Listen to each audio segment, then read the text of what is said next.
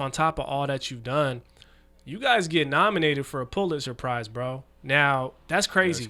Because the only other hip-hop act to be nominated is Kendrick Lamar for Damn, ever. So it's like, how was that, getting that notification? Like, yo, you guys, look, how was that feeling, bro? Because nobody, that's insane, just amazing, you know. And the thing is like I said, like I really, if I hadn't have put my all into it and really hit like rock bottom in a lot of ways, then I wouldn't expect the bounce back to be some Pulitzer type thing or something like that.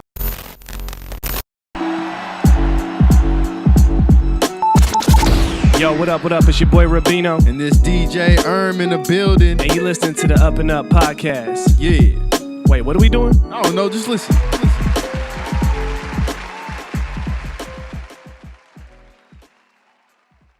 Yes. Welcome. What it do? Ladies and gentlemen, you're tuned into the UpNUp Podcast. I'm your host, Rubino. And I'm DJ man. How you doing, man? I'm good, bro. You good? Always, yeah. You good, man? Yeah. Hey, I'm feeling good right now, bro. Yes, sir. Feeling good. We got the candle lit, Candles lit. I'll get the vibes right. Feng shui, right? Yeah, man. But yeah, man, if this is your first time tuning in, like I said, this is the UpNUp Podcast on the UpNUp Network. If this is your first time tuning in, thank you and welcome. This is the podcast where we're focused on cultivating culture, right? We do that by providing amazing stories of individuals, groups, movements, right? Yes, Hustlers, sir. Movers, shakers. All that, man. Breakers, I don't know, man. All that, man. But yeah, man, just people who are really out here carving lanes for themselves, as well as people coming from behind. Again, you know, we always got to shout out the family members, right? The consistent supporters, viewers, family members, man, right? Of Always. the UpNUp Podcast and the UpNUp platform as a whole, man. Shout out to y'all for the consistent support and energy y'all are giving us. We're going to bring it back to you, right? Anything you want to say? Oh yeah, man. We got the shirts out too. Oh, man, yeah, finally. okay. You know, so UpNUpClothing.com. Go cop. They're going fast, but you know, we're coming out with a little bit more after that too. So yeah, we got y'all. Don't worry. Now, so for the first time listeners, you know, we pride ourselves on making sure we can always provide our audience with a special guest, right?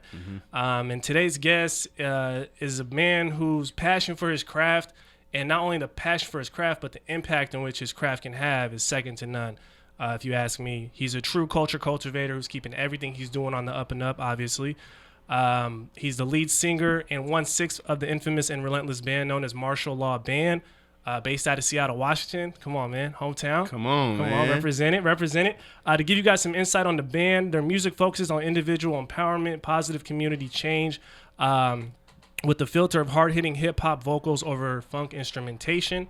And to go further, you know, with their most recent release of an album called 12th and Pine, which was birthed within the heart of the, you know, the demonstrations and protests that took place in 2020, that was advocating for Black lives and the liberation of Black lives. You know, not only did they uplift many and inspire many, they also put themselves on the map to be recognized and nominated for a Pulitzer Prize in the music category, which is crazy, man. But I'm not surprised at all, right? Let's just get straight to him, man. Our guest is none other than the change maker himself, Martial Hugh. Can we get a round of applause? Yeah. How you doing, brother? Oh man, this is like long overdue. I've heard that podcast intro about 7-8 times. I'm not even gonna listen. I mean, I'm here at episode 66. I tapped in for about 7-8 of them things. So man, this is just a dream come true to be sitting here with y'all and just seeing it's family oriented, seeing how it's driven. Like, man, y'all kings, man. Thank you for having me. Appreciate you too, King, man. Thank you for coming, bro. Yep. Man, how you feeling? You good? I'm so good. I can't even. I could have lied to you if I wanted to, family. Everything, I'm blessed. Yes, I'm blessed, and it's a lot of hard work, a culmination of a lot of hard work, but I couldn't be happier.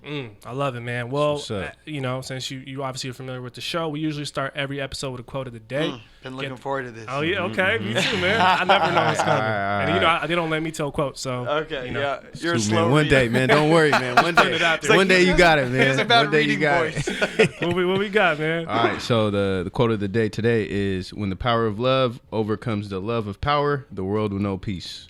Wow. Yeah. I just had to drop that because that was from another local legend, Jimi Hendrix. You know, so Come on, man. It's super funny. We were talking about our drummer Matt, the hospitality before. That's what he always says to me. Yeah. Yeah. So, hey, you right on target, man. Come right on man. brand. That's a powerful quote, man. Can you run that back, bro? Yeah. Please? So it's when the power of love overcomes the love of power, the world will know peace. Shout out Jimi Hendrix, man. Yeah, man. Rest in peace to a legend for sure. Yeah, man. So Marshall, bro. Man, that was a great quote. I think it steers us perfectly into this conversation. Grounding. Yes. So, obviously, in the intro, I explained a little bit about kind of what your guys' aim and mission is with the band. But I would love to hear, and, I'm sure our audience would love to hear from your perspective, kind of like what would you say describes your guys' mission and aim with the Martial Law Band? Absolutely. Yeah, well, for us, the whole objective is to show people that if you apply your passion in your craft, wait, who do I look at? Do I look at the camera? Do I look at you? Is it anywhere, bro? Anywhere, okay, honestly, cool. Man. So I'll look at the guy. Look the guy. Yeah, right now I'm like, nah, you good, bro. Yeah. So the whole mission is to show that through your passion, through your creativity, you can inspire your sphere and your circle around you, supercharge those people up, and create change within your specific community and sphere of influence, and then that change can be replicated in like larger scales. So you provide the proof of concept in your own life, you provide the proof of concept in your own friend circle, then you outreach to your community, and then hopefully that affects your city, your region, and then the next plan is the world to really change it, and so we do that through love, like your quote said.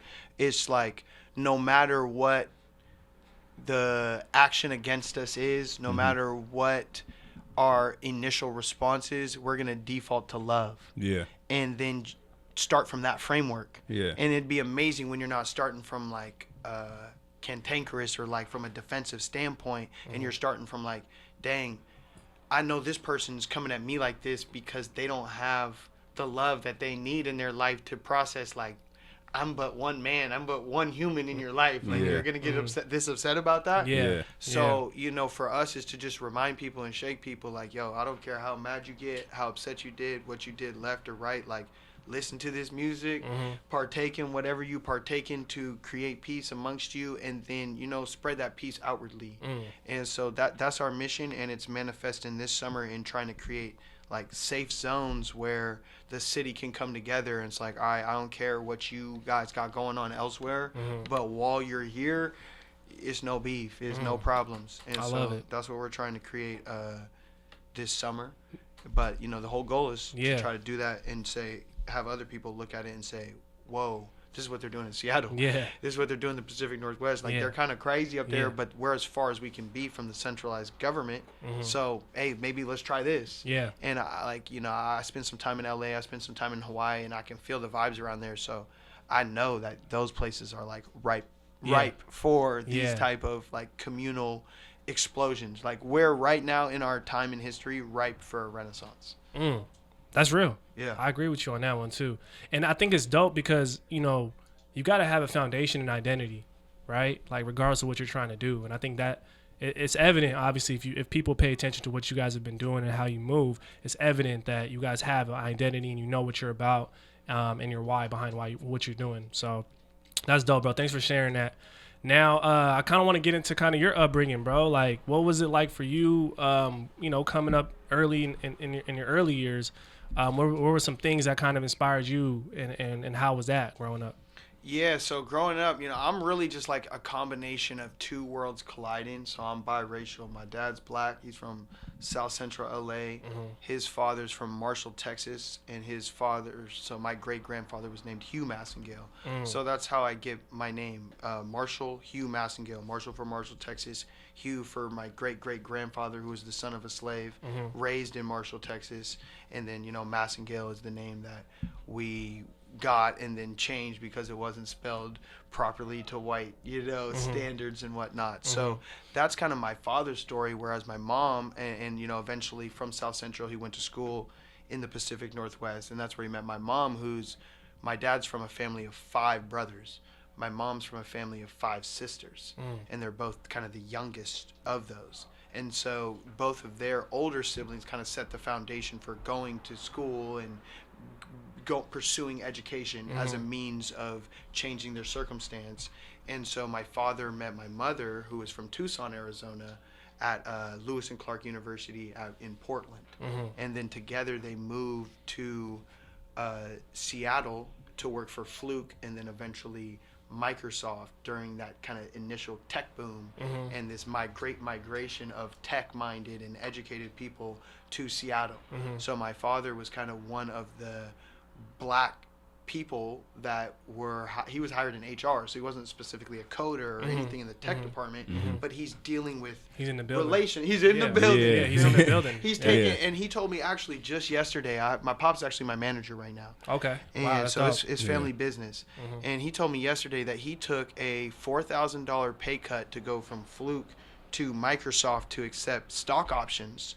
And, you know, at the time, it's like $4,000. If you're only making $50,000, you got a family to support. It's like, oh, he's taking a risk. Yeah. But, you know, he did that because he's like, all right, I think I see something in here. And so he took that stock option.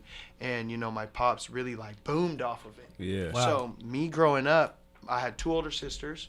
One of my sisters right now, shout out Alex Massingill, but she goes by Addie Woolridge. She's actually a #1 author in, like, multicultural romance and all this stuff. Like, she just signed a deal with Amazon Books and stuff. What? So I know it's crazy. It's crazy. It's in the family, bro. Yeah, exactly. It's crazy. It's really in the family, It's bro. crazy. I love to hear that. That's dope. And my other sister, she's like working from the inside out, getting her PhD at Stanford, you know? Okay. So that's like right now, currently, is almost like, it's funny because it took years, but it's kind of a snapshot of what my life was like real high achieving siblings in an environment where like my pops like made it out from South Central LA to like the dream, you know? And he was combined with my mom, who just like had like this spirit of love. Her dad was a doctor and she's from Tucson, Arizona, so she don't know what's going on, you know what I mean? She knows what's going on in her realm, in her life, but she doesn't really understand my dad's like one thing about him is he made us understand, like, you're black and life isn't fair. Like, those are some of the earliest memories I have, is my dad, like, really drilling to me, like, no one's about to hand you anything, you know? And my mom would always be the person to kind of shelter me from that. And that's where I think I get, like, my loving and, like, communal spirit. You know, like, if it was up to my pops, dog, I'd be taking and running. Like, I'd really be on some South Central, like, dog, you up. Go, you know, and it's that balance though. Yeah, it's that balance, and I feel like it fits well for the Northwest, and like my upbringing and who I am at my core. Like, I don't feel like I'm only my black dad. Yeah, I feel like I am half my white mom who sees the good in the world because maybe she hasn't been knocked down the same way, right? So me growing up, man, it was nice, to be honest with you, because my pops is a funny cat, bro. Like, he really just be talking all types of trash. So another just early memory is just he would just take me down to the hood, basically. Take me right down. I ran SCA track. I played Rotary in-house. Like, I just had to go right to where the action was at and compete against them. He's like, you're not finna be no poop butt. That's just what he said. That's just what he said to me, you know what I'm saying? And it was before I even understood what was going on and, like, how I was being raised around me. And, you know, I'm from Mill Creek. Yeah. So I went to Jackson. I went to Heatherwood. Like, I'm going to drink some water for you, fam.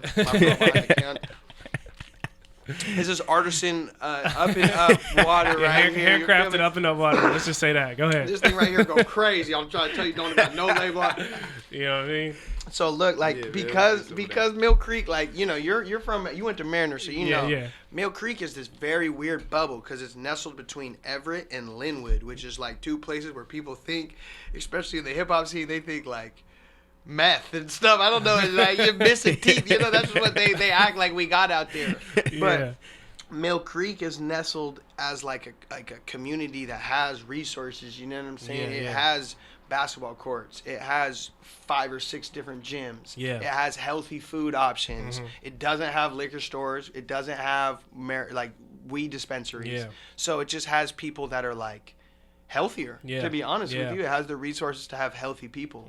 So when I'm growing up, it was really funny because I would have my dad like ripping me into situations where he's like, listen, like, you're going to go stay with your uncle for the summer. And I'd be like kicking and screaming. He's just like, you're going to LA for the summer. Like, you don't get it, but I'm doing you a favor right now, you know? Yeah.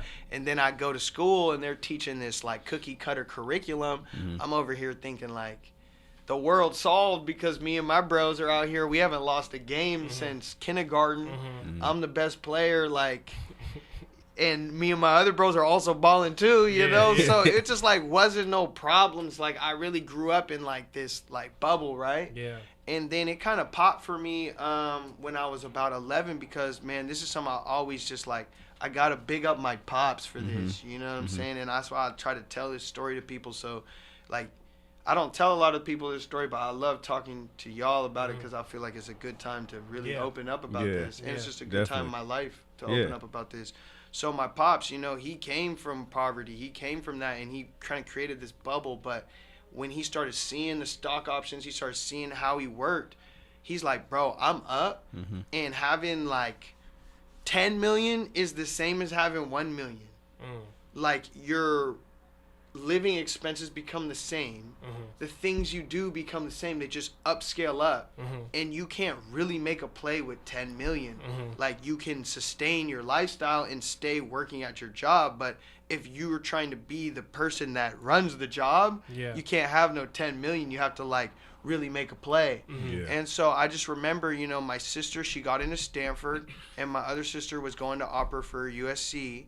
And I just remember it was very, very distinct. I was like, man, I'm trying to get these shoes. And my mom was like, you can't get these shoes. And I was just like, what? You know, like, it was like a foreign concept to be like, what? You can't get these shoes. And it was because my pops, man, he really took all of the money that we had. And he said, like, bro, if I made it, I'm going to risk it. And he tried to, he was racing people to try to be the first for the smartphone.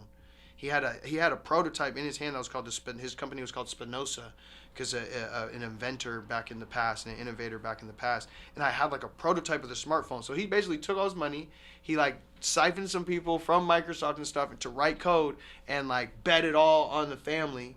And like it didn't go how it was supposed to. He adapted and was able to like provide like a life where it's like, it's not like I was ever hungry or anything like that. But it went from me never thinking of money to being like, yo, your sisters need to take out student loans to pay for Stanford. But like I got them to Stanford, so it's good. Like we're gonna keep doubling down on this business. And so I was at O'Day with him, and I watched him like lose his downtown office and go from like, okay, we never have to worry about anything, to like, okay, now we're back fighting through the mud to try to create generational wealth for our family. And I'm like, to this day, I'm so proud of him for that, bro, because he took the risk, you know. He was up and he took the risk, and you know, he ran into T-Mobile and Apple and all these other people, but my pops really like, he tried to like go for the billions. Yeah, but that image alone is worth a lifetime, bro. Exactly. Like, you know what I'm saying? Just that representation, and see that like up close, day to day. Like that will plant seeds in your subconscious, bro. That's why I be going like how I be going. You know, a lot of people don't get it. It's dope. Just like I seen the other side, and then my pops told me like, bro, it don't matter if you have money, if you don't have the ability to really provide for you and your family for years and years, and for the community around you and these type of things, then you're still a part of the system that's going on. And that's okay. But honestly, he was just like, for a dude like me and for your grandfather and for what I'm raising you to be on, like, that's not what we're on, dog. That's just not the expectation that's on. And so, you know, my mom really tried to like shelter me from that, because that's just like a lot to put on a kid, you know what I mean? Like, damn, you got to go out there and try to change the world. And so I struggled with that in a lot of different ways, and I found a lot of success through athletics that kind of masked that responsibility and that calling. And I was hoping that I could maybe pursue athletics to obtain a platform and then eventually go into like politics. And so, you know, with athletics, it went well. I went to O'Day for 3 years, and then my senior year, my coach, Phil Lumpkin, he actually passed. And my bro, Brett Kingma, you know, you're a hooper, so you know what's going on in the community. My boy, Brett Kingma, is one of the toughest white boys to ever play in Seattle. hands down. He will give you 40 burgers. I seen him give Tony Roden's Rotary team a 40 burger with my own eyes. Nah, he got a cannon on him too. You feel me? Yeah, So he's like, man, like, your coach just passed. You don't know what's going on. Like, are you sure, you know, your dad don't got the office down there anymore? Like, are you sure you don't want to just come back to Jackson and hoop? So I'm like, all right, let's do it. Yeah. So we made it all the way to state championship. Lost to Josh Smith's giant ass. Boy was 6'10", 310. You know what I'm saying? He's a beast. He gave us a damn near triple double in the championship game. But we beat Fedway and had all this just like a crazy historic run. And I really thought my identity was going to be athletics then. And I had some like walk-on opportunities. I had some D2 opportunities, and I just like kind of succumbed to like my family's pressure of academics. And I just chose to go to the best school I got into because Carnegie Mellon in Pittsburgh, they wanted me for basketball and football. Or football and then maybe basketball or something. The dude was acting funny, but I was like, I'm finna go out there. So then I go out there and I'm like, man, it's just the athletics is not lit enough. Nobody cares about this. Yeah. And I don't care about the academics without the athletics. Like, I really lost, like, my vigor, and I didn't have my support system. And I was just, like, kind of lost out there in Pittsburgh, like, trying to discover myself. And I met my homies, and one of my homies goes by Crispy. He was freestyling at the party. So this is where music's coming in. Yeah, I can feel it coming. Yeah. And so it was already kind of dabbled. My other bro, Marcus Griffin, and Marcus G. Baby, he was rapping in high school. He let me get on a couple tracks. I did like a Jackson song, something light. You know, I always freestyle the party, but once I really got at Carnegie Mellon and I freestyled with Crispy for the first time, he was going so crazy. Nobody would rap with him. I'm like, all right, I'll rap with him. But he was going on some conscious stuff. I'm like, all right, I'm not finna get him on no, like, Pol Pot, Soul Sot. You know, I'm like, damn, I got to go with the party bars, you know. And at the time, my Atlanta homies had just introduced me to 2 Chainz. So it was a lot of Wayne as a reference, a lot of 2 Chainz as a reference. So are these also influences, you would say? Absolutely. Absolutely. Yeah. You know, and I was looking up because I was going to Pittsburgh for school. So I Googled Pittsburgh rappers. You feel me? And who popped up? Wiz.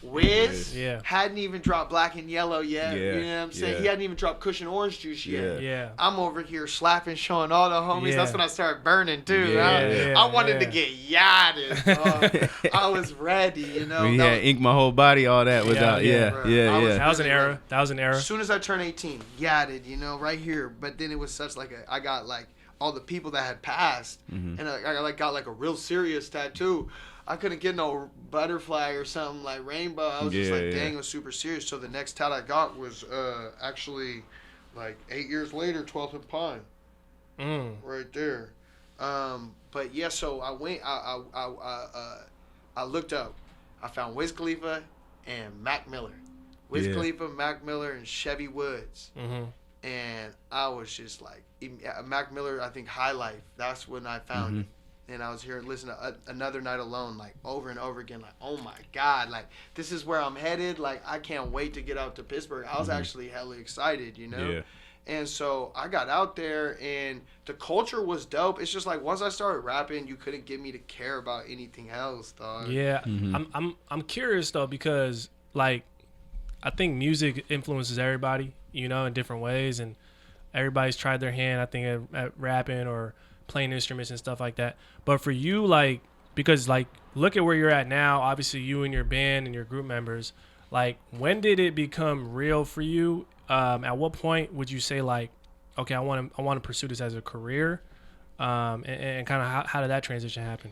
Yeah, man. So basically I went from going to school and playing every day to, like, I had some, like, bad breaks. Like, I was really getting loose at practice. I was for real hooping, and it was just, like, some, like, senior, like, the seniors get to play type thing. And, man, at the time, I wasn't even trying to hear the long ball game. I was like, you got to be kidding me. Yeah. I'm eating this dude every single day in practice. Like, it's embarrassing. I'm dogging, bro. And I just couldn't get that aspect of it through my head that there was like, okay, wait your turn, and then your junior and senior year when you're getting your degree, you're going to get all these accolades. Like, as a freshman, I came in there after third practice. If I wasn't on first team, I'll give dude buckets talking about, like, you're weak, bro. I'm killing you. Yeah. And that energy was just not welcome, bro. At like Carnegie Mellon University, they're just like, bro, you're doing basically you're barking too much. You know, like it's not a good fit. You're being disruptive, and like I couldn't see it. So that made me see like, okay, sports isn't serious for me. I either need to transfer, or sports isn't serious. Then I started rapping, started writing in the book.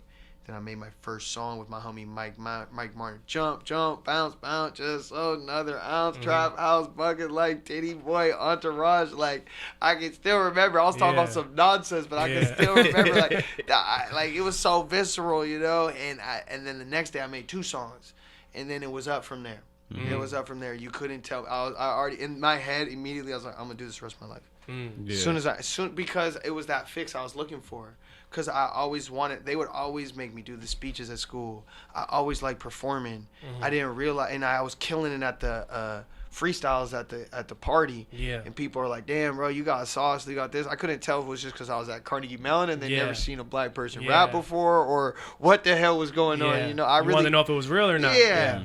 Then I made the first track and I was like, man, I don't care if people like it or not. This feeling I got, oh my. So I started, they thought that my teachers thought I was taking notes. I was just writing in this leather book that they just had. Like, you know, Carnegie Mellon's the type of place where they'll have like 50 leather books just on a table that any student can take, you know. So I took this thing, I was boom, boom, boom, boom, boom, boom, boom, writing it up. And I knew I was gone, so I applied for an internship at Cube 93. I got the internship at Cube 93. I talked to Tyler. I actually got the internship at 106.1, and they're like, no, this is a Cube 93 guy, because they're all under iHeart. As soon as I got that internship, I stopped doing all homework. I was just like, bruh, it's over. I started hitting all my bros who used to rap. Like, I'm locked in. I'm coming home. It's over. I'm coming home. It's over. And so that, like, we started this group, the Hmong Stars, Minorities Undermining National Government. We were rapping like Ray Shremmerd. Like, bro, like, it was so off base. You know, my family, they just looked at me like, bro, what are you doing? What are you doing? Like, it was. Wait, what was the name of that group? The Hmong Stars, Minorities Undermining National Government. You know what I'm saying? It didn't pan out, surprisingly. Nah, that's dope, bro. Yeah. I think that is. Yeah, that's dope. Yeah. So how did martial law start? Yeah. Now this is the craziest story. So look, excuse me, I occasionally partake in smoking marijuana. You don't have to excuse yourself for that. Okay, good. So basically my parents are like, okay, bet you're a rapper now, you're a grown man. And this is what I like. Again, my pops, bro, he's just so thorough. He's just like, bruh, I'm not gonna tell you that education equates success. I would never tell you that. Yeah. But if you aren't treating this thing like a business, you're not going to be successful.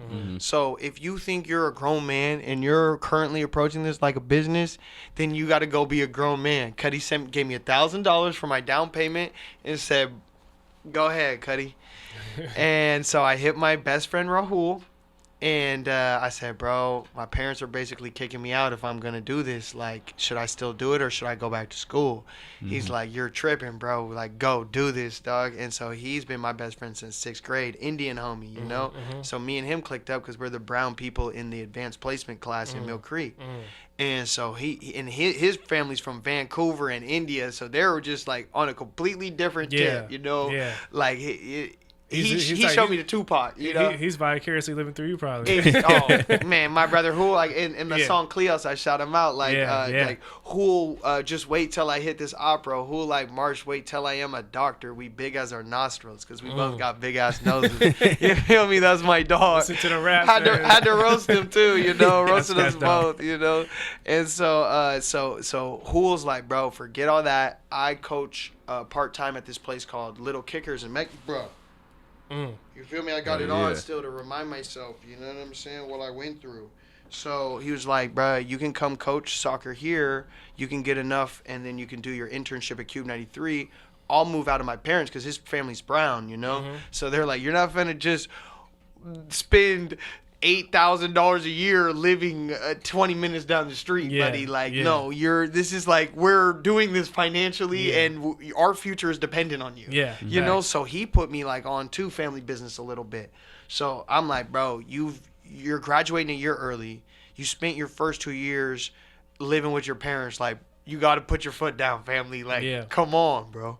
And so he finally bossed up. He's like, nah, dog. Like I deserve to have a college experience. You know what I'm saying? Yeah. So we get a place on 18th and 45th. It's called the upstairs downstairs apartment. This is right after I got kicked out of my parents because I dropped out of school to be a rapper, rapping like Ray Shrimmer. Mm-hmm. And you know what I'm saying? I'm talking about, they're like, what is your goal? I'm like, to start a grassroots movement that could change the world. They're like, but you're rapping, talking about jump, jump, bounce, bounce, just sold another ounce, try, bounce, bump it, like. Make it make sense. Yeah. For real. But honestly, in my head, I didn't even see the disconnect, fam. Yeah. I really, that's how hard I be going. It's passion. Once I got something, I'm just like, I'm full tilt. Yeah. So next thing you know, we move out, we go to 18th and 45th. And so it's just me and him.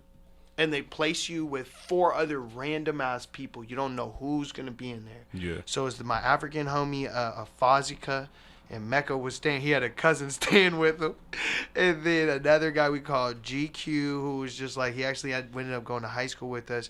Then there was a 55-year-old man in there named John. We never would see him. And then there's a guy in there named Marty who like was just a huge death metal fan. Mm-hmm. And so I literally just spent a year doing Mung Stars, doing this group stuff, working Cube 93, mm-hmm. doing all the internships.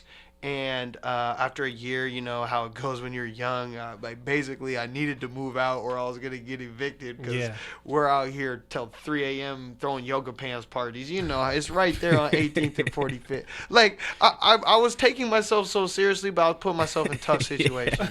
No mere mortal could have withstood the temptation because all my bros from up north are right down the street. They're teaks and stuff at the frat parties. Mm-hmm. So we got like the party rap thing going for us, but I'm trying to be serious with this. Mm-hmm.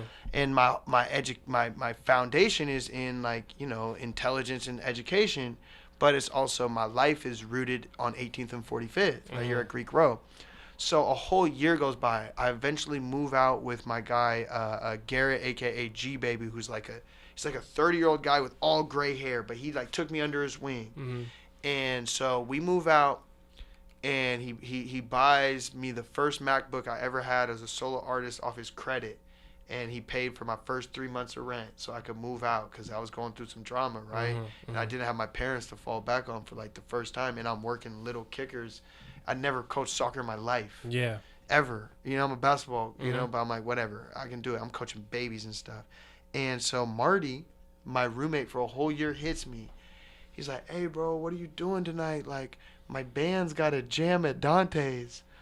I'm like, bro, you're in a band? Like, what are you doing? What are you talking about? Like, we've been making struggle beats, bro. Like, real deal struggle beats. A sax could have laced any beat. Mm-hmm. And so I pull up, and it's the exact same band minus my drummer. I was telling y'all earlier off camera about how Matt got on. Yeah. And minus my drummer, it was the same 4 exact people. I pulled up, I spit my solo stuff for the first time over top instrumentation, and we just had the crowd so lit, and everybody was just like, yo, this is crazy. I'm like, this is so different.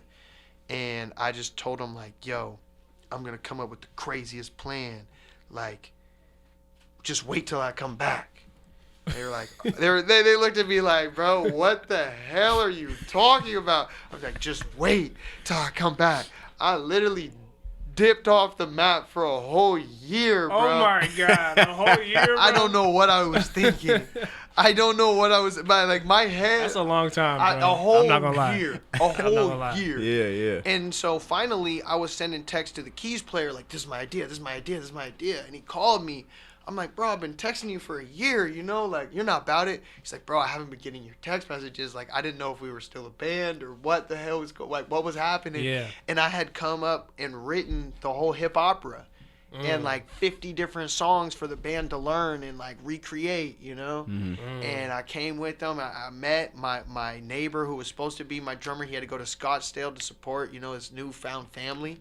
We met Matt, the drummer, and we did a rehearsal. Matt sent the doobie heme around, the cookies, I believe, possibly the OG. And we went through, we made Shaman, we made Superwoman, and we made the hip opera happen in like 3 weeks. And that was the start of Martial Law Band in late 2017. Yo, that's, wow. Hey, first and foremost, man, you have a way of storytelling. I'm not You gonna like lie. that? Yeah. That's Real. great, You took me there. You took me there. I was literally like, I felt like I was watching a movie, bro. Like, I feel like I know who Marty is, even though I've never met the man. Like I was one of the roommates, bro. What you mean? I'm saying, because everyone got that one roommate who got his cousin just, okay, Yeah. like, is he just our roommate now? You know, you got the other roommate who's pissed about the cousin being there. You're like, yo, so now thank you for sharing that, because I think that's important for people who are watching or listening who want to go into this lane of, you know, music and being an artist professionally, right? Like you said, as a business. Can you speak to the difference between you guys having chemistry in music and then chemistry in the profession and work side? Because I think that's something that a lot of people may not know about. How do you guys balance that, and what works for you guys? well, that's like so important, especially in music, right? Because you're doing this with your friends. Like, you are doing this with your best friends. Yeah. And I don't know about y'all, but the people I'm closest with in my life, especially me, because I'm so turned up in so much, those are the people I argue with the most. Those are the people I have the most clashes with. Yeah. So it's like, even just last night, we're sitting down together, like, past the spirit stick type thing, like, hey, what do you think, while no one else speaks? You know, because it gets to this point where at first it was fun. Yeah. At first we're just doing this hip opera off the whim, and I don't care if they show up on time or if they're at every rehearsal or if they really, really believe in the vision. But then as things progress and we start making money, or they start asking for money and stuff, it's like, all right, that comes with expectations. And if you aren't investing the same amount as me in this, where do our percentages shake out, right? Yeah. And that's the part right there where either most bands break up, or it just gets super sticky, or it just, like, people ignore it. And that was very difficult for us. So what we had to do, you know, there's a lot of steps in between, but what we had to do is, one, bring in third parties and outside business people that can be mediators and evaluators that say, like, non-biasedly, like, all right, hey, sound check is at 1. You can't be upset that Marshall's upset that you showed up at 3:30. You know what I mean? Or vice versa. They're like, yo, these people have their own lives. You can't call a Jelly Bean performance the day before just because it got sunny out of nowhere and expect everyone to drop their thing. Like, that's not reasonable. So the give and take, it doesn't really happen that naturally. There's usually, you have to implement some business mechanisms and systems, if you will, procedures that will guide you through how to navigate personal discrepancies, business discrepancies. Structure, add some structure to it. Exactly. It's all about the structure. So that didn't really come into fruition until after the summer, with all the crazy stuff that happened in the media and just the swirl of it. Is like I said, that's when I was like, man, I had to holler at my pops and be like, yeah, I need you out retirement, family. Like, I need you to just look people in their face and tell them it is this or it is that, and to have my best interests at heart. And I know no one's going to have that more than my pops. And I know no one's going to have that more than Matt, because he's shown me with his actions and his investments and his words and his movements. And, like, same with Marty and same with these other, you know, when I seen some of my bandmates, like, jump off stage and go put their hands up right in front of some cops and some National Guards, I was like, okay, like, damn, like, what more could I ask for friends? What type of sacrifice could I ask for? Like, it's a matter of just figuring out how to make it work. And so right now, you know, like, we're thinking in terms of hours. I'm trying to only have the band work 15 hours a week on Martial Law Band, so they can go get their paper, and I can still navigate individually like how I am now. That's that structure, man. I asked that because I think it's just important for people to learn. Like, you know, you know, they always say, like, oh, don't do business with friends and all that stuff. But what they leave out is, like, put some structure to it, and it makes things easier, for everybody. And even, like, in Hawaii, you know, we're writing the new album, and, like, me and my bro, Mercy Lewis, he's the keys player. He's the one who makes all the beats. If it was just me and him making beats, like, there'd be no problems between us. But we're trying to balance all these other moving influences in the band. He wants maybe the music to go in this direction. I want this. And then it's also happening on a moving train where it's like, listen, we can't wait to make decisions. So if you're going to take a year to make a decision and I'm capable of making one right now, I'm just going to make the decision right now, bro. And you got to live with it, you know? And so these are life-altering decisions because it affects people's schedules, it affects people's personal life, and they are very passionate about them. So it's like, man, me and my bro, Mercy Lewis, middle of Hawaii, paradise, bro, we had it out till 4 a.m. or something like that, you know? And that's what my pops calls, like, making sausage. Like, it's not going to be pretty. If you bring your friends involved in your business, it's not going to be pretty. And if you are going to be a successful business person, it's not going to be pretty because there's going to come a time where you have to look at somebody and say, what you're doing isn't good enough. I need you to do this, or I'm going to do this. And you'd be amazed at how many people respond, because I feel like a lot of people don't have that sports background or that honest feedback background or parents that held them to that type of standard and background that you could say that to somebody and it'll be like you just offended their mother. I'm like, bro, it's big. Like, you're not doing this. As a result, I have to do this or this or this. Those are the options. No hard feelings. For sure. But when you talk to your friends, there is hard feelings, you know? There's sweat equity. There's a lot of off the clock hours, right? Because that's hard to, you know, your bros might just be sipping some brews, but if they're talking about martial law band for 5 hours, they wake up the next day being like, dog, I just put in 5 hours of martial law band work. So it's really hard to manage. It's not black and white, and we know that. We know that, but it's just dope that we can get an inside look on, because you guys are successful and you guys are making it work. But I just love when people can show, like, hey, nothing is black and white. I'm trying. It ain't sweet all the time, you know. And that's how you learn. That's how you learn and grow. So if you enjoy that and you embrace that, then everybody's gonna grow. It's like a team, you know. Like anybody who's been on a sports team, like one of the things that's like, you seen what with the Michael Jordan doc, like, bro, people will come to blows middle of practice, but when it's time to lace it up, there's not one person in the world that I wouldn't. You know, when MJ started crying, talking about, like, you know what I'm saying, like, no, I didn't ask them to play like that. Like, this is how I play the game. Like, bro, I felt dude so hard because I just be waking up so geeked, and I be playing the game with so much passion that, you know, some people will, like, maybe say something negative around me or, like, not match my enthusiasm or just have, like, a downer attitude around me.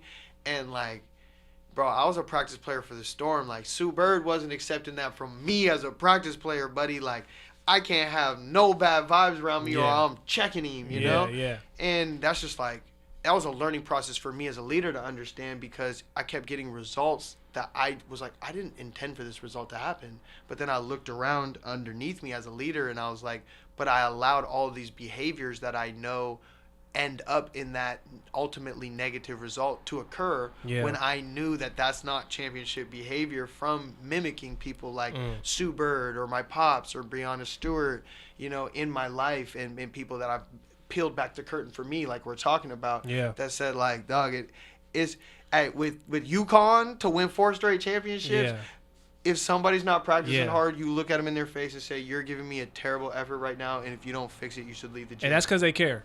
And that's because they care.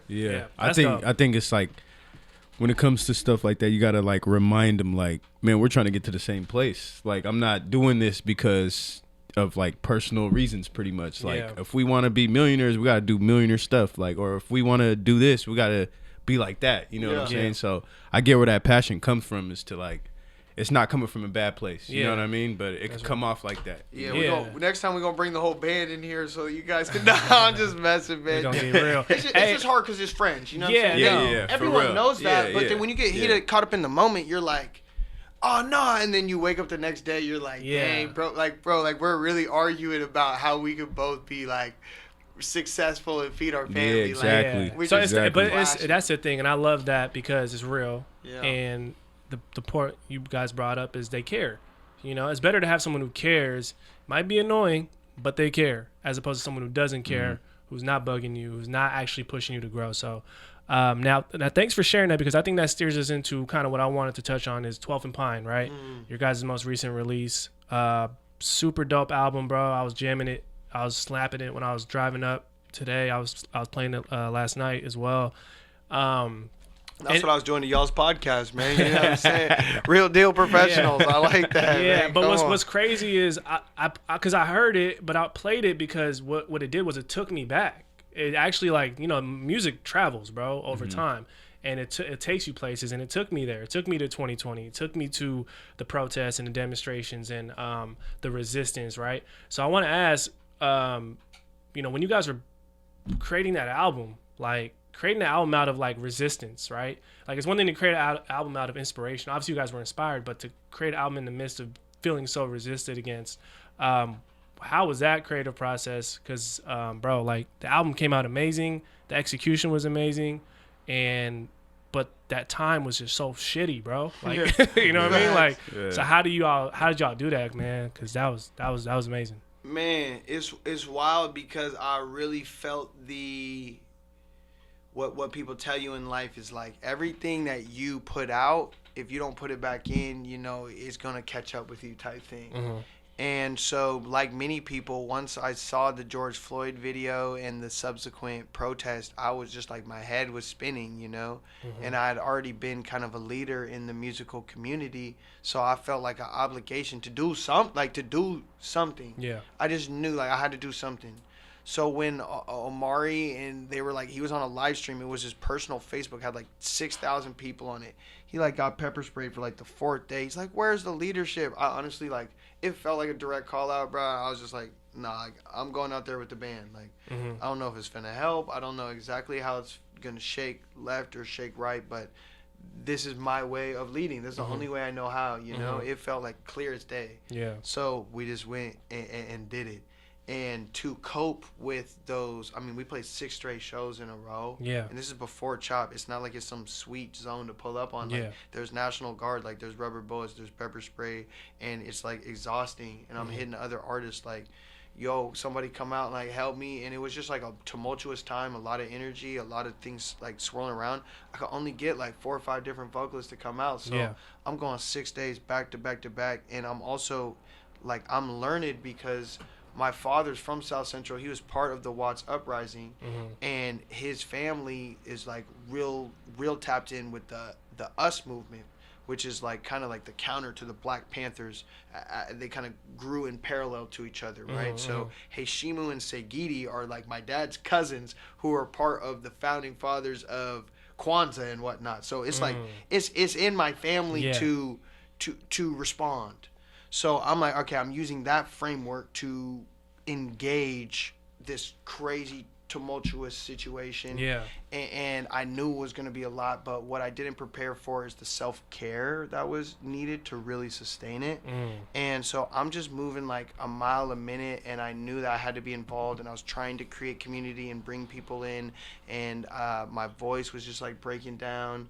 I wasn't sleeping that much.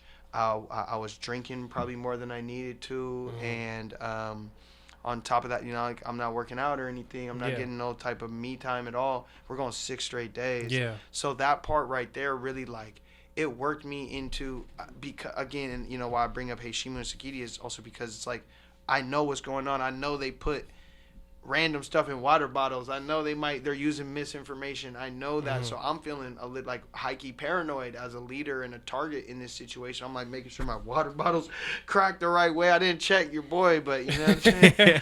Good, bro. I'm making it good. Like, this handcrafted water. Okay, we're good. So I'm making sure I'm like handed it to the future crystal boy. Like, hey, don't let me drink no water bottle. You know, I got people coming up to me like, hey, this is what's happening on 11th and Pike, like making an announcement. I'm like, bro, that's some Fed behavior. Like, you know, like, I don't know how to discern it. Yeah. So it really kind of like in a lot of ways worked me into like a mania, if you will, you know. And then as CHOP like progressed and boomed into this like unpredictable art thing that like, you know, that wasn't the intention. Yeah. There was nobody. It took a life of its own. It took a life of its own for sure. So that in itself, like, you know, we only played 2 times after CHOP was established, but that in itself, being a leader there and just having the recognition, the platform, and all that, like, I wasn't managing my own health during those times. I was trying to pour it all out. Yeah. And trying to kind of like save the world as one man. And exactly. Yeah. Exactly. Yeah. So we basically we were just like, look, we can't keep playing here because your voice is going to give out and we're all exhausted, and it's becoming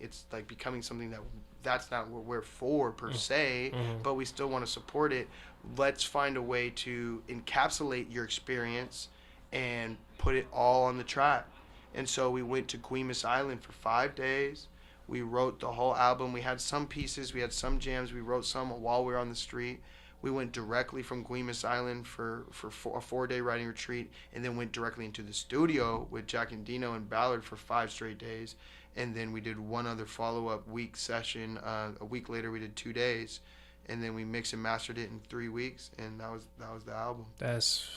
So, you know, it masterpiece. I put so much into it that I had forgotten what it was like to put that much energy and effort into anything but musical creation. And by the end of it, you know, I was like heavier than I'd ever been, less athletic than I'd ever been, had established the worst sleeping and eating habits I'd ever been. Like, I put everything I humanly possibly had into that and that experience at that time. Yeah. And it just, like, taught me, like, okay, if you can do that, like, how you were treating yourself, imagine if you were actually, like, geeked up and prepared, and you knew, okay, how other leadership's going to respond. You knew, okay, the history of Seattle protests and encampments are likely outcomes and stuff. I didn't know none of that. Yeah, you learn on the job. Experience is the best teacher, man. And the part about self-care is really key, too, because I think a lot of people can learn from that. Like, I think with self-care, especially as men, I think we just end up learning the hard way, you know? Straight up. I don't know if it's just kind of masculinity thing or whatever the case is, but what you said is real because, you know, we're really big fans of Nipsey and the marathon mantra. And it's like, the way I see it is like, yo, if you're really about that marathon life, how are you going to sustain yourself to even be available for that? Absolutely. And the self-care part comes in. So I'm glad you touched on that, bro. It's massive, and it's just like when I'm feeling good about what I'm doing to myself, what I'm putting in my own body, what I'm you know, investing back into my mind and my physical.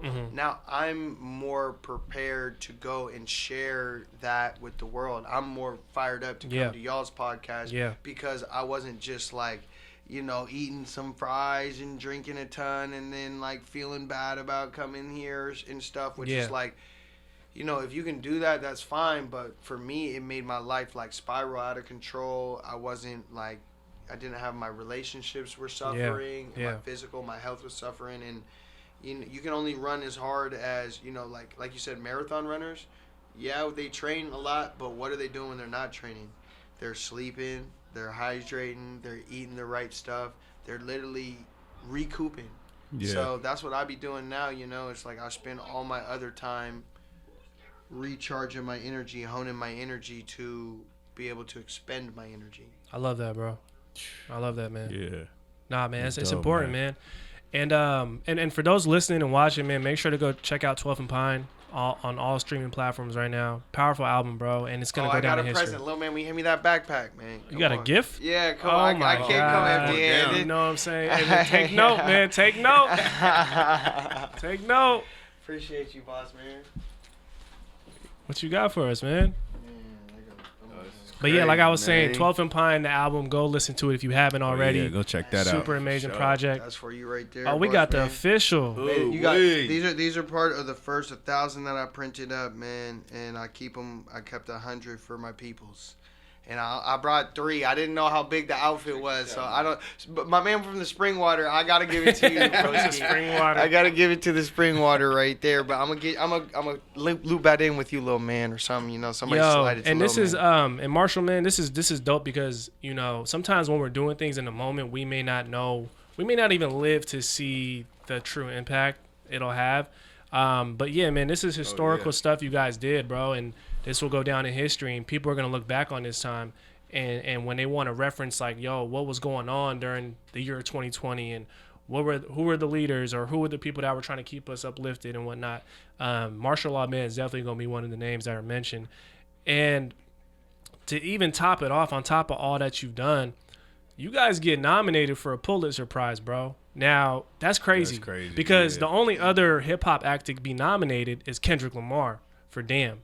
Ever. So it's like, how was that, getting that notification, like, yo, you guys, look, how was that feeling, bro? Because that nobody, that's was insane, that's just amazing, you know. And the thing is like I said, like, I really, if I hadn't have put my all into it and really hit like rock bottom in a lot of ways, then I wouldn't expect the bounce back to be some Pulitzer type thing or something like that. But like, once I finally got a chance to like spend a month like hidden, like I used to like live in the band's couch basically.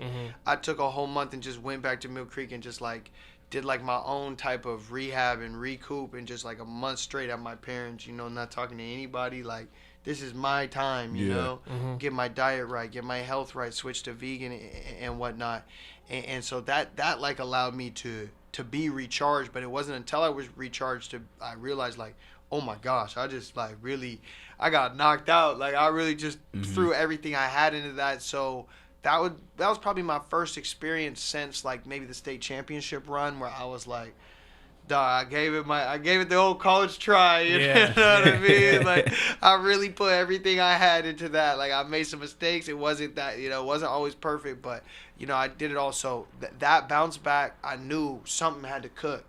And so, you know, my pops, like, he just wasn't allowing me to sell myself short. He's like, dog, this should be like Kendrick Lamar's Damn. Like, this should be what it is. And he's like, you need to look into what's the reality of bringing this to fruition. And so I looked into it, found out it was a couple Google searches, this and that, $150 application. They only select, you know, 300 applicants. So it's not like it's like a go. Yeah. Right? And there's 15 finalists and there's one winner.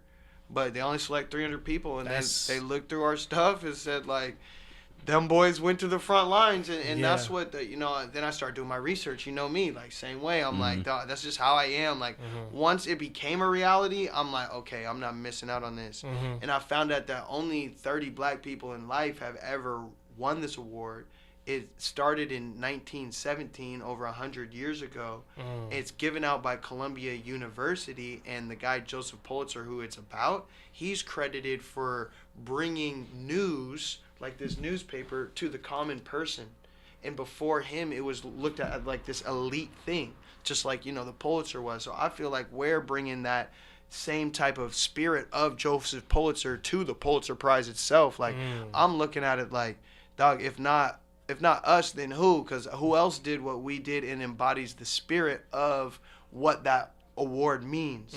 And so it was the tap in, bro. You know, it was like I paid the price to tap in. I paid the price of admission by risking getting arrested, by risking getting shot, by risking all these crazy death threats and whatever, you know, like, okay, I paid the price of admission. And now that I'm here, okay, it's time to apply and to engage and not sit back and think, oh, okay, this is going to happen. Someone's going to do this for me, when only 30 black people have ever won it.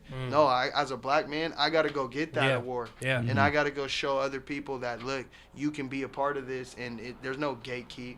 There's no stop. We're just up. And we're at them. And so that's the mentality. Now I was charged up enough, and I'm feeling healthy, and I'm remembering who I was as an athlete, and I'm starting to get this discipline about me and starting to have some self-worth, because people are starting to rally around my only passion and dream that I got kicked out my house for, dropped out of school for. And all of a sudden I remembered, like, okay, this is who you are, bro. Like, you're an athlete, you're a competitor, and you believe you can change the world, you know? And once I really believed that in my core, I started omitting that outwards. And then the Pulitzer was just a catalyst for all these other opportunities that are coming our way and that have us so, like, geeked up and synergized. So that's what the universe does, man. Right. The universe is always listening. It's always paying attention. June 11th, I know, you know, win, lose, or draw, it's like J. Cole said, this thing can go up it could go or it down. could go down. It's one of two ways, you know. So I'm just prepared to just, you know. Well, congrats regardless, man. Win or lose, congrats, bro. Because like you said, man, just to be in the company, to have made that contribution, to be acknowledged for your contribution, bro. Again, you guys are making history, man. You know, so for real, man. Man, I know it's been a crazy year, but you guys got anything you guys are kind of cooking up or looking forward to, or like, you know, anything? Yeah, for me, I mean, honestly, the whole thing that also taught me was like, man, I can't expect nobody to help me, bro. Like, it don't matter if it's my best friend, like, dog, like, everybody got so many things going on, like, I can't expect no one to help me. Like, maybe my pops and, you know, like, Matt, like, the band, you know what I'm saying? I could probably be like, hey, guys, this is the scheme. Let's go do the dream. But I couldn't expect anyone to help me. So we made that, we were like, damn, how do we promote this in the middle of a pandemic? I literally thought in my head, like, yo, we need a parade float. I texted the person the contact I had at the Fremont Art Council that does the Solstice Parade each year. I'm like, y'all got a parade float? They're like, yo, we got one. You want to come by and check it out tomorrow? I pulled up, and there she blowed on the SS Jelly Bean sitting right there. It's all a phone call. That's what I'm saying. Like, one phone call. You don't know who have a parade float until you really hit your network and be like, dog, who got the parade float? First person I hit. Who got the plug on the parade float? I've never thought I'd hear someone say that. That's dope. So I pulled up on him. I seen it. I'm like, oh, this thing was dilapidated. It was messed up. But I was just like, oh, she's a beaut. She's a beaut. I'm like, all right, I'll take her. Yeah. You know, like, all right, you got till the end of the month to fix her up, figure out somewhere to put her. We'll sell it to you for $1. I said, bet. Where I sign in this club. Wait, boy. what? They sell me that parade float for $1, boy. I signed, put my John Hancock on that mom, boy. Let me put my John Hancock. Let me get this person's number, please. For real. Hey, I got some ideas. It's Let It Be Made 8. Enrique and Lee Marie is a couple that, like, they buy a couple of them things. Yeah, things. that's what I'm saying. I'll throw 5 on that. Yeah. They was the only one they had at the junkyard, but they might have some others lying around. That's dope. So yeah, they sold it to me, and then the boys, Matt, Mercy, and hit everybody. It's like, yo, it's time to go to work. Mm-hmm. So we fixed it up, and this was in October, so it was cold as hell. We're like, whatever, we got to drop the album October 23rd. So it was a sunny day, put on our gloves, put on the parade float, and we just drove around. And like, same thing I was telling you about Matt, like, bro, this boy's crazy. Like, we pulled up directly on the Space Needle, right in that loop. They're like, the staff is looking around like, oh, what are you guys doing? It's like, bro, what are y'all finna do? It's a huge parade float. Like, by the time you call the cops, like, dog, we're gone. Like, so we pulled up, did 15 minutes, like, directly in front of the Space Needle. Bring it direct to the consumer. Boom, gone, Yeah. And so that's what's next, man, is teaching all these creatives, teaching everybody. You don't need no gatekeeper. You don't need no venue approval. You don't need no help from anybody. Yeah. What you need to do as an artist is walk outside of your house and get 1,000 people to give you $100 a year. Now you're cooking. Mm-hmm. Now you're not tripping, fighting over, oh, well, Numos didn't pay me this. Numos, you know what I'm saying? Yeah. That was the trap I was in, Yeah. Looking at, like, no offense to anybody, looking at a predominantly white network, like, hey, why don't you help me? And, like, after the protest, I got out of my own head, like, bro, I don't need your help at all. Yeah, that makes sense. I don't need it. Yeah, direct to consumer is it's the way to go, man. If you can manage it, and if you have value, you guys clearly have value. Yeah, so. exactly. Fair, but I feel like any creative, if you have, like, look, I listen to so much different music. I've seen so much different art. I've been in an art museum. Yeah. I'm telling you, fam, the difference between people who make it and don't are the people that do it and do it consistently. I could look at a Basquiat and I could look at a person on the street and I could make an argument for that person on the street. Mm-hmm. It's all this stuff in between, all this minutia. You know what I'm saying? It doesn't matter. So who am I to say someone doesn't have value or has value? Yeah. There's 7 billion people in this world. No, for sure. If any person, if I can make, you get enough of these poured up, brother. You get enough of these poured up, you can get 1,000 people to give you $100 for these. You're paid. Yeah. And now you got startup money, you got investment money. And I think that's the thing though. Value is seen both ways, right? Because you may not think it's valuable, but once you got to pay attention to who actually is paying attention to you. That's the whole point, right? Because people are trying to get people who aren't paying attention to tap in and neglecting those who are. Yeah. And it's like, yo, these people think you're valuable. Hey, go to them. Start with your family, your friends. That makes sense. Their friends, and literally what I did, and this is game. Like, I'm trying to tell you, this is what worked for me. This is how I'm able to just do art every day, all day. I wrote a list. Mm-hmm. I say, who do I know that would possibly give me $100 a year? Mm-hmm. And I wrote this list, and I spent 3-4 days writing this list, going through my Facebook, going through my Instagram, going crazy. I'm like, damn, I got 700 people on this list. If I can even convert a third of this, I got such a great start to that 1,000 mark I need to hit. Yeah. And so once I put my focus off of, okay, help me, like, nah, hey, what you got going on? Because I got something going on, and you need music at it, or you need a soundtrack for this, or you need a Jelly Bean performance, or do the work. You need just a cool person to hang out for $50. However I got to do it. Let me convert these people from just loosely in my network to ambassadors, and then it's like, dog, right now I could sell out the Showbox.